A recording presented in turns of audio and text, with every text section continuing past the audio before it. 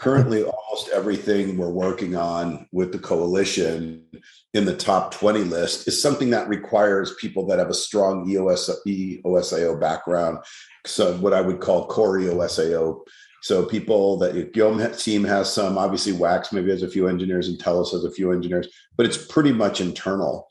And it's possible we could start to look at things that are maybe an application up. One of them, this is a bad example because we want TELOS to do the OBE. And I know that's not decided yet, but something like a block explorer or an application that lives on top of the ecosystem and put out an RFP for that, and then bring the community in to bid on that. Because the community can't bid on faster finality. The community can't really bid on IBC, et cetera. Anything where we're doing this work that's kind of at the core protocol level, it's really kind of confined to the coalition or maybe OCI or Aaron's team bidding on it. And even Aaron's team is working with the APIs to write the SDK level. So what I was thinking is we could look at making a list. The coalition would jointly kind of build another list. And this would be a list of things that we would want the community to possibly build and put RFPs out for that. And then let the community actually bid on them to come back and say, yeah, we'd like to build this. I don't have great ideas. One example is a block explorer, which I know TELOS is promoting OBE, which I personally am in favor of that idea. I'm just trying to give you examples of things, portals and other types of applications that we might want in the ecosystem that we might be willing to fund through an RFP to get it developed and done for us, but something the community actually could do, which unlike things like faster finality or sync calls, the community can't really participate in that. There are very few people in the community with that skill set. So it was a concept along those lines. We could use a process like the ENF grant framework to put those out and have people bid on them. So it would be much lighter weight than what you see Jeff doing today with these Word documents and the rest. We would, put these RFPs out in a directory. We'd promote them, from the new organization account, et cetera, and then let people apply. And we could put them in a repo in the new organization. So it was done all online. And I just kind of wanted to see how people felt about that. Oddly, I haven't even had a chance to discuss that with Eve. So since I'm Eve, according to Eve, since I'm Eve for the day, I'll vote, I'm okay with that. The question is, all I'm just trying to show you is the 20 things on that list is saturating the people inside the coalition, and we're actually stalling because the community can't do it. And so if we really wanted to involve the community, we could come up with a secondary list that we really intended the community to kind of work on. It's a concept. If it goes nowhere, my feelings will absolutely not be hurt. It was just an idea. Thoughts? I think we need to find some way to streamline the process so that we're not bogged down in that. I think it's good to have the community weigh in on these.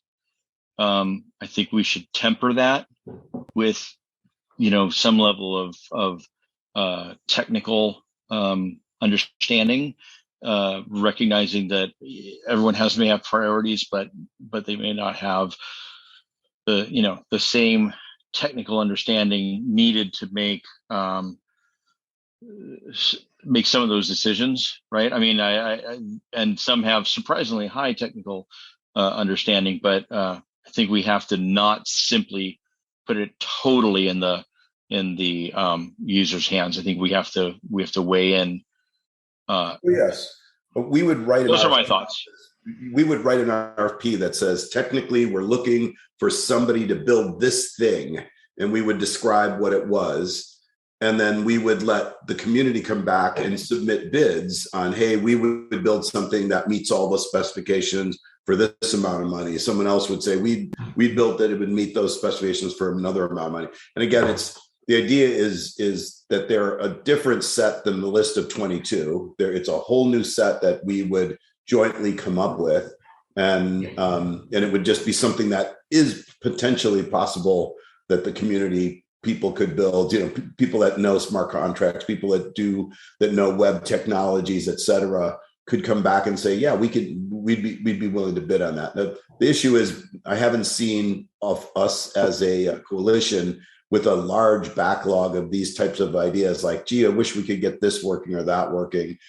It was just an idea. We have a process we do today inside the ENF with a grant framework that also has an ability to do RFPs and have people bid on them. So I could personally handle the load of managing that process of reviewing the inbound and getting helping people through the process. It was just mostly an idea as a way to try to engage the community. The onus that would fall on us is coming up with this list of things that we'd like developed by the community that we could put RFPs out for. Because my whole point, the reason this came up was in a conversation Stephen and Jeff and I were having. We realized we go through this big onerous RFP process and no one bids on them. Like, we know when we build it, like Faster Finality, Origin and Guillaume they were going to do it, and IBC, they were going to do it. And we knew when we did the one on transaction lifecycle that OCI was going to do it. And we the RFP is almost kind of overhead. I mean, it's legitimate. We're willing to let, say, Dan's team bid on them, but he's shown no interest, right? I mean, Dan's team would be a person that could have legitimately bid on Faster Finality or something like that.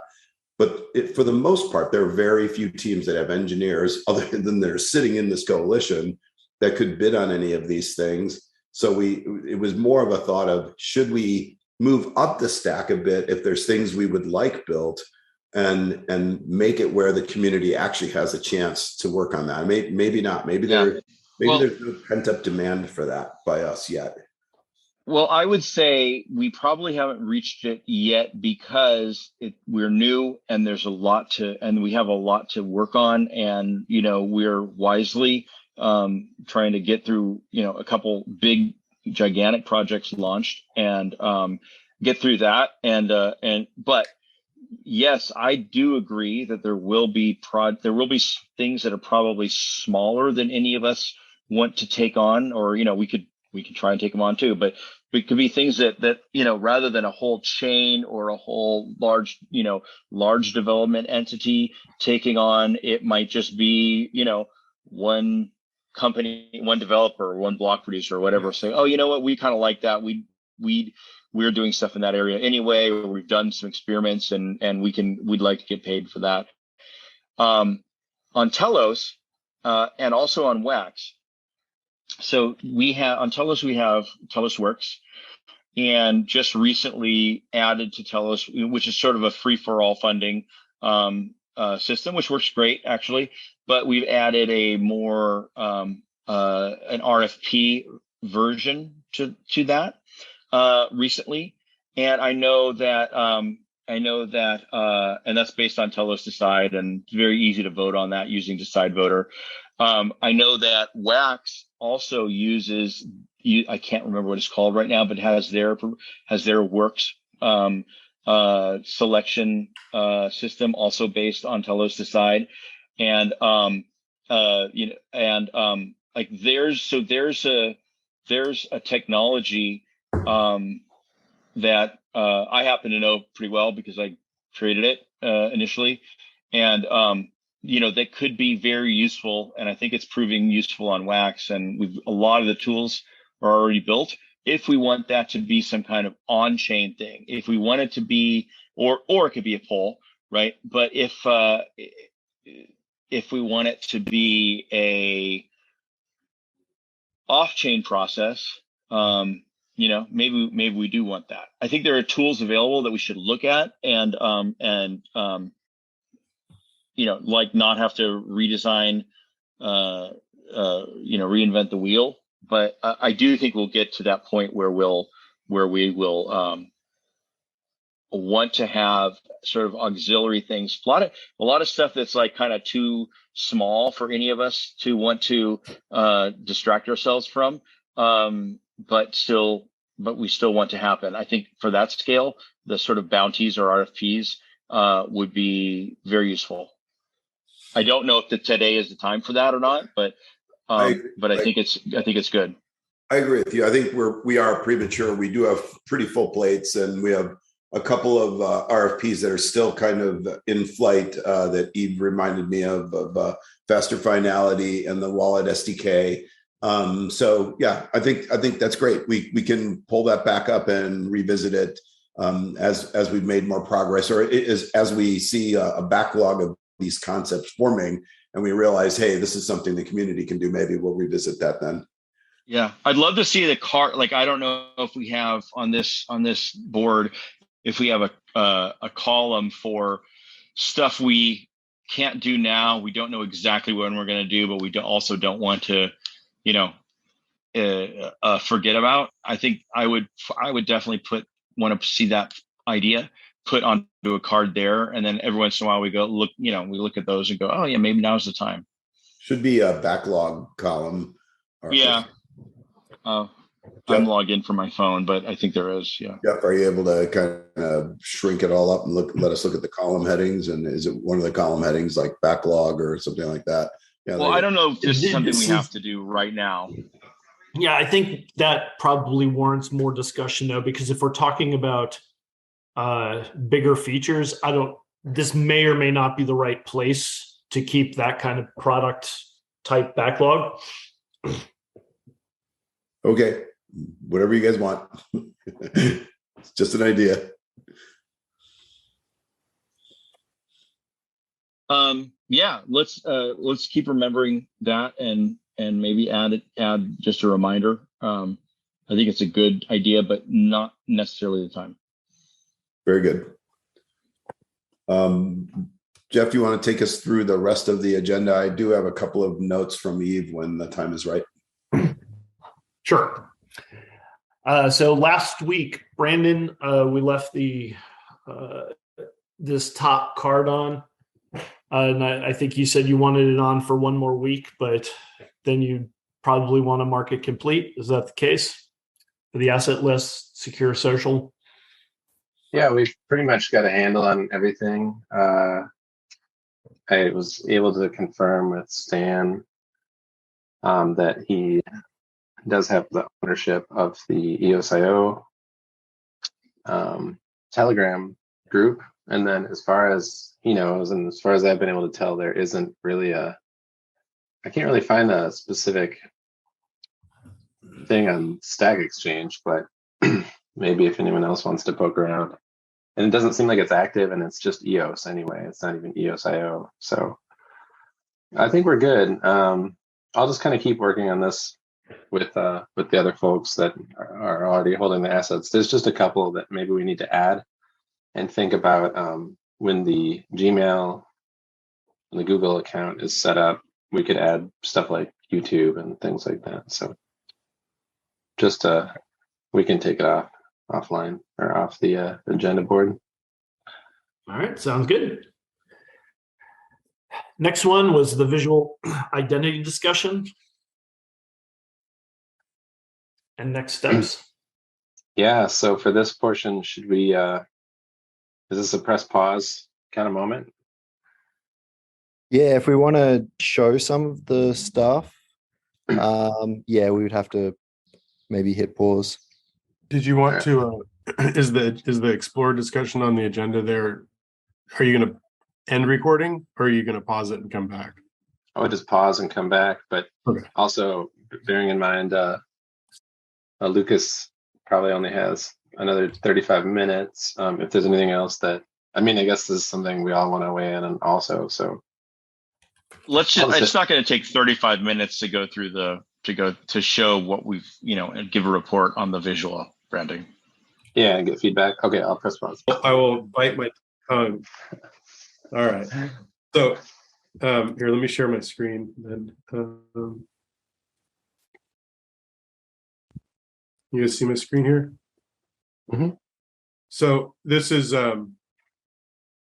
if you ignore that sidebar there, and this is definitely a work in progress, but just to get the point across, this is basically our Explorer that we have that we're running. What I did was I took everything that was hard coded for Telos out and made it like totally a parameter that anybody can configure.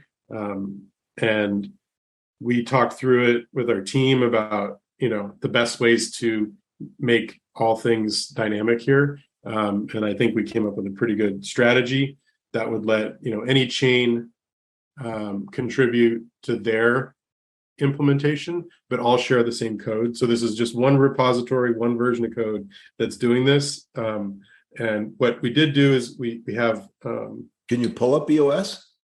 Yeah. So when you're going to see our logo still. I was working this morning on the logo. It's okay. But you'll see your token price is pulling dynamically. Wow.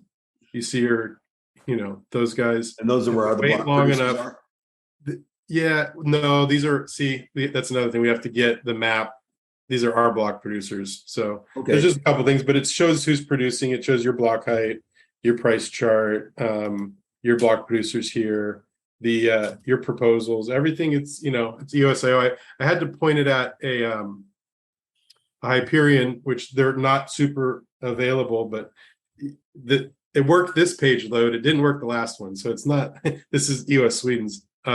But these are transactions on EOS, right? And I added jungle, so you can see jungle and who's producing there and what the activity is. I in fact, for us, if you look at, we'll probably put a separator above test nets.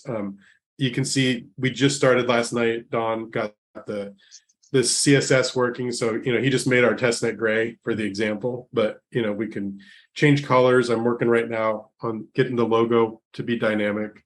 I'm pretty happy that this is that way. I didn't like our testnet showing our mainnet price. That could confuse and be a scammer's paradise. So the testnet price now says 0.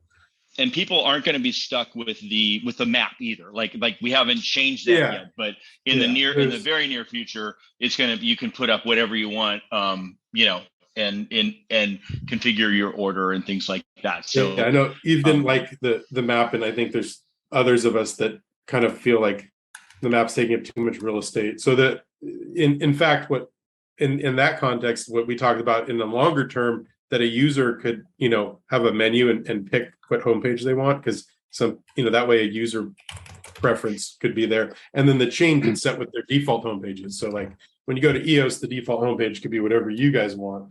And then me as a user, I might go in on the Telos site and change my user preference to be not the map. But yeah, it's all, so there's 3 main things that I had to focus on being configurable. One is the endpoints, and just some of the values, like where you go to EOS, it has the EOS, it says EOS there, right? So just values.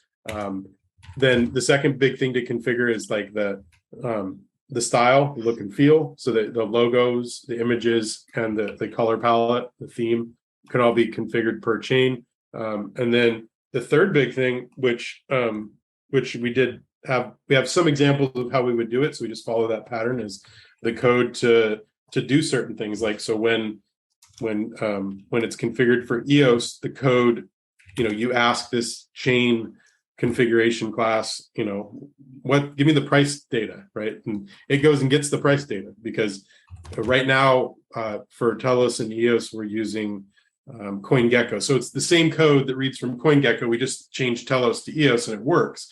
But at some point, EOS might want to read from CoinMarketCap or some other price source.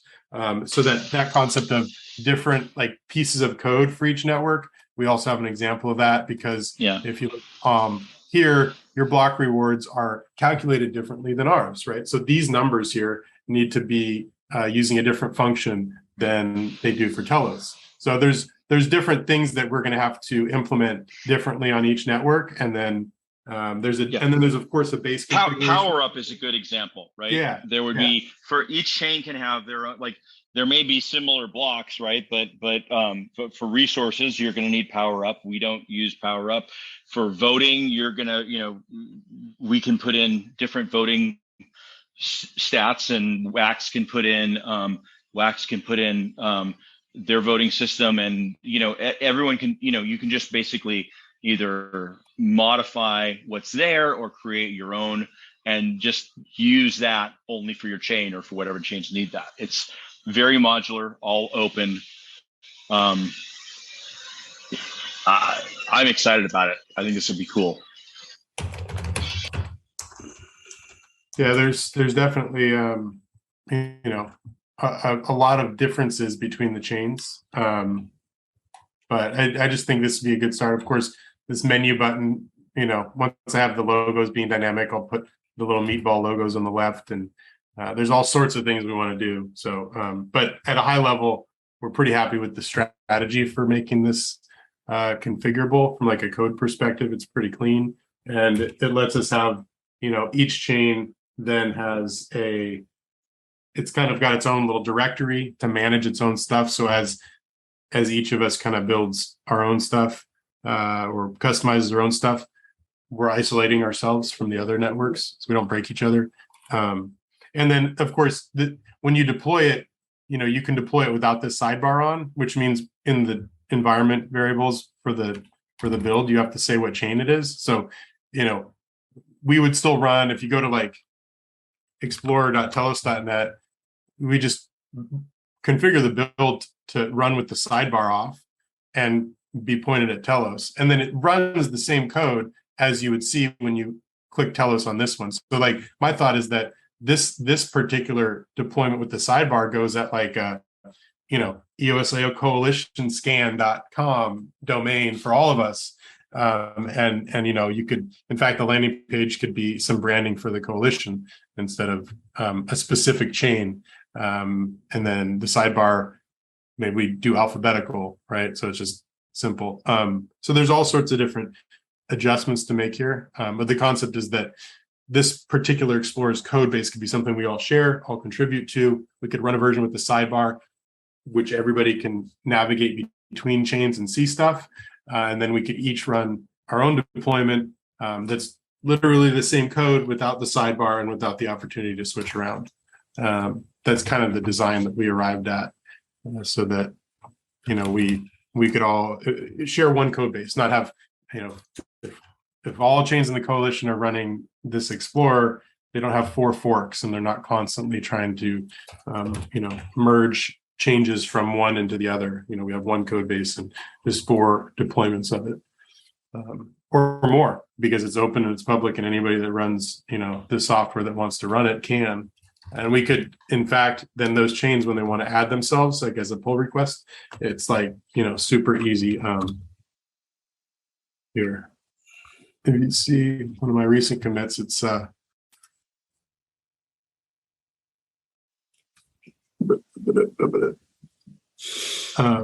it's pretty simple to add.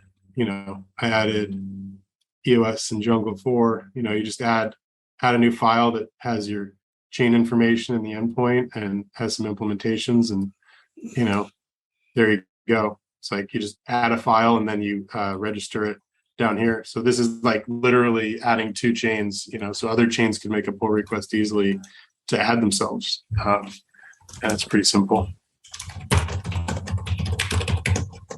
So that's what I wanted to share. So we want to pursue that and have more calls about the technical details, and put some effort into, making those changes that we'd need to make so that like power ups there and block pay and stuff like that is accurate for the other chains. We definitely could do that. In fact, I think block pay for EOS should be the default behavior, right? Because EOS runs the vanilla software, and ours should be a custom behavior because we've customized it. So, and would you be able to also make it where just through some domain magic, it could be explorer.eos.net? I guess that would be trickier. I wonder what we would do. EOSnetwork.com. That would probably be better. Explorer.eosnetwork.com. That would default to the menu of being EOS, but you can still have the drop down if you want to switch to Telos and stuff. Would you be? Yeah. Yes. Something like that? Absolutely. If you look here, you can see that's by design. So when you deploy it, you set the environment variables. Beautiful. And these you can kind of ignore all these. These are the old ones before we parameterized everything. Right.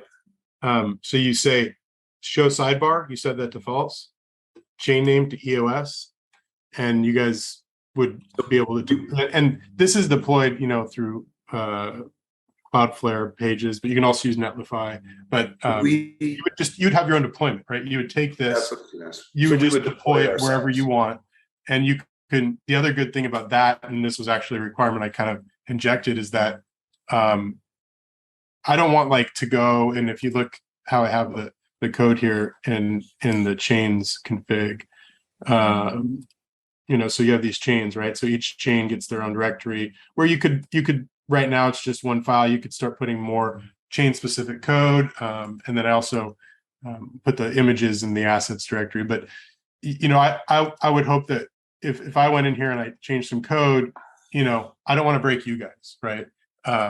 So part of that would be a shared one that has the sidebar on a common URL for the coalition, would probably be running the latest, where we would kind of do a little dogfooding, or at least run the latest so you can see the latest changes there. And then if you want to take this and deploy it, you would be able to deploy it at a particular version and control your own release cycle. And see the latest code here, and then make sure it's not breaking. And then when you deploy yours, you'd just be deploying a version of it wherever you want to host it, however you want to host it. It has no sidebar, no picker, and it's your chain, and that's it. In the future, if we agreed that the coalition, I don't know where those discussions got, or if there's more meetings that the coalition wanted to do this, would this get moved into the code? So the question is would we move the code from here back into a central repository? Yeah, a central repository. And yes, I think that, if the coalition's getting behind this and we're putting our collective efforts and resources into it, then and it's meant to be for the coalition, yeah, I think so.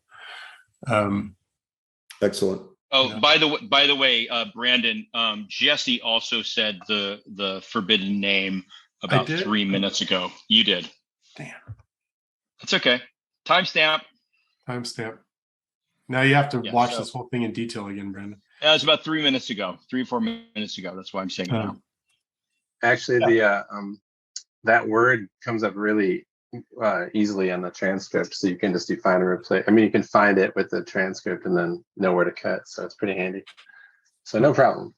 Got it. Cool. Nice. Yeah, and there's definitely a bunch of these goes to our privacy policies. We want to. I'd love to see us parameterizing all of this, and making it easy for anybody to run it how they want. And again, we need another point that I would make is this is all using Hyperion, and that's why it was slow for you guys at EOS.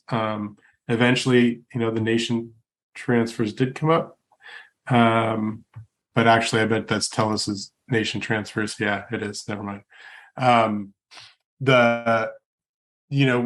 thing that would need to be customized probably is you guys would want to adapt the API to another history endpoint like defuse. So again, we since the beginning when we built this, we did it with that intention that we've abstracted away all the implementations, and so we would need to re-implement the API methods that we have so that they read from defuse or Robo, right? But yeah, that's these are all things to consider, and then once we get a little bit more parity and get it deployed, like I would think once we have this deployed with all the chains having things working properly for each of the different chains, then we can go boom, let's start adding new features, and then we all get the new features. But first we'd have to do the customizations per chain, like defuse for you guys and power up added for you guys, and get that parity there so everything we have now works properly where it's distinct across each chain. So anyway, that's what I wanted to share, because Eve asked me like, what would it take for you guys to get us in there? I was like, well, the biggest lift would be to get, it parameterized, which is what I've done. And then we would have the outlet to go build the customizations per chain, which is not totally done yet. But to deploy it, it deploys real easily. And now there's just a matter of, deciding we want to put the effort into that. It could literally be a coalition powered hosting and just drop downs depending on the vhost you came in on. The branding and everything based on the vhost you came in on, the domain, but it's all really just one, the same code running. Right. And instead of us all hosting one, we just agree that the coalition will host one, and the vhost flips it to the right logo for the entry, and you can flip chains if you want. Yeah, we could try. Yeah, and it'll be. It's to be perfectly fair though, it's so cheap and free and easy to host these things. Okay. You might as well just host your own. Yeah, and have a coalition one, and it becomes a very, very visible, tangible thing along the lines of what we were speaking of a little while ago, to really show people what's happening on these chains and are working together, and how that gives people new things that they can be excited about right now, in addition to all the things that they're going to be excited about in 6 and 12 and 18 months.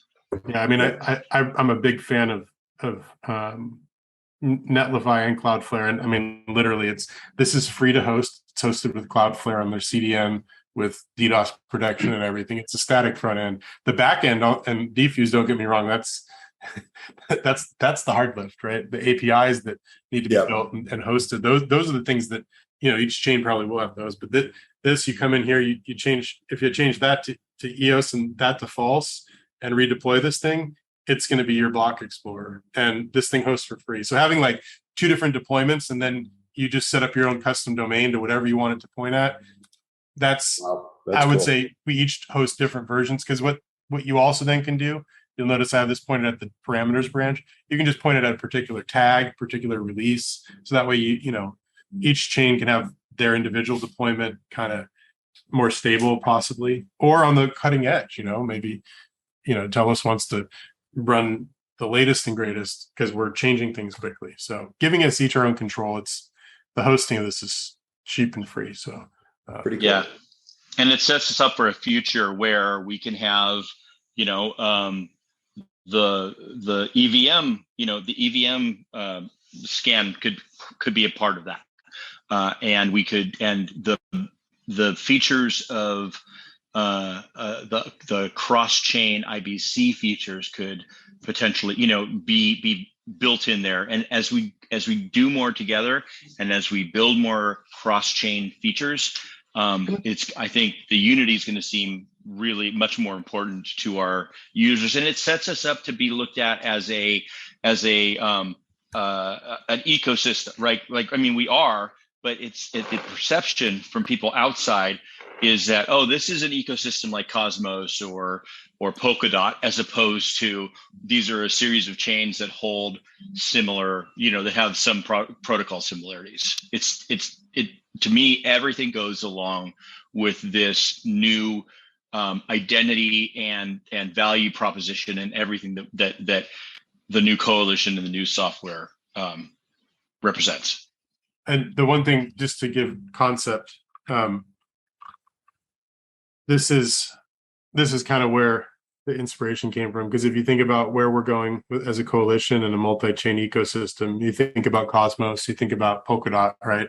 Mm-hmm. And Kirsten is the one that said, go look at AtomScan. And I did. And I'm like, oh, wow.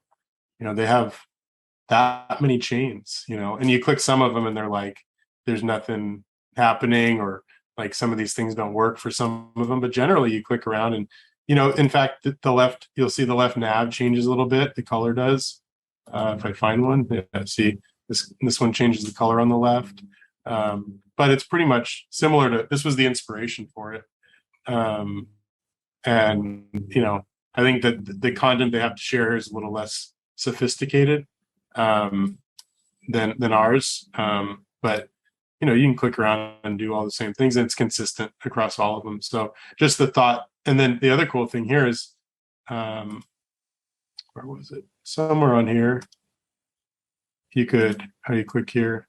So they have some easy way to add your own, add chain, right? So there's like an easy way to add the chain, like if you add launch another chain, right? So they're really, you know, growing their network of networks and enabling that by having a real friendly explorer.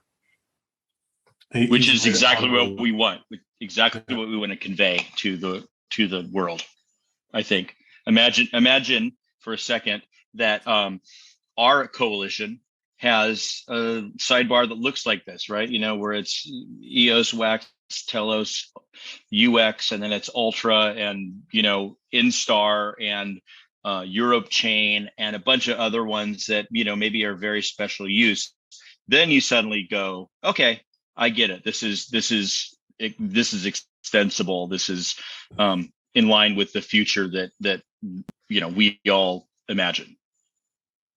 You even got Terra Classic, Lat Chain, Proton, Terra Classic, Terra Cash. Yeah, so I was just sharing because Douglas had mentioned this. This is kind of the inspiration for it. So Jesse has done a crazy amount of work on this. Just to like, oh, okay, I'll roll this out. I really appreciate that you've done it, Jesse, and you know, you know, it just makes it so much easier for people to imagine, I think, or to see what the potential is. I saw this in my head like last week, but nobody could see it till it was here.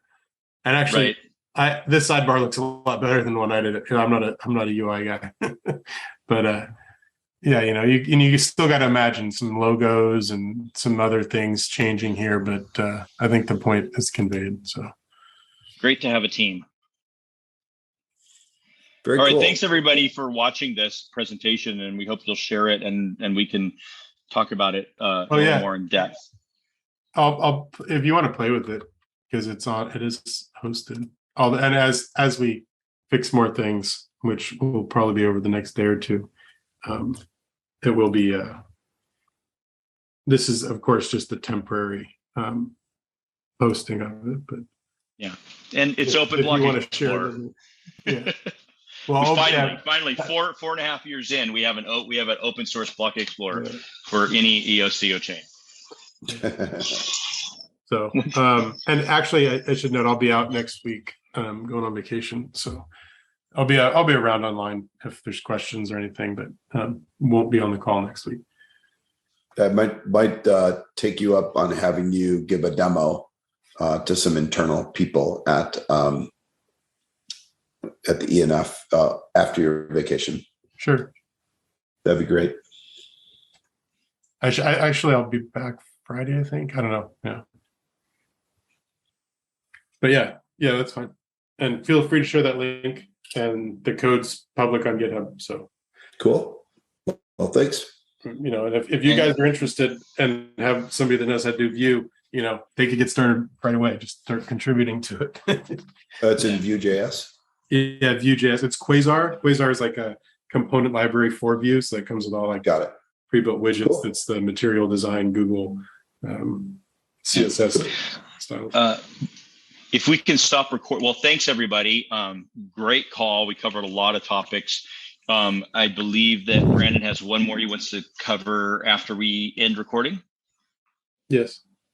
Cool. Go ahead and stop it. All right, so wrap.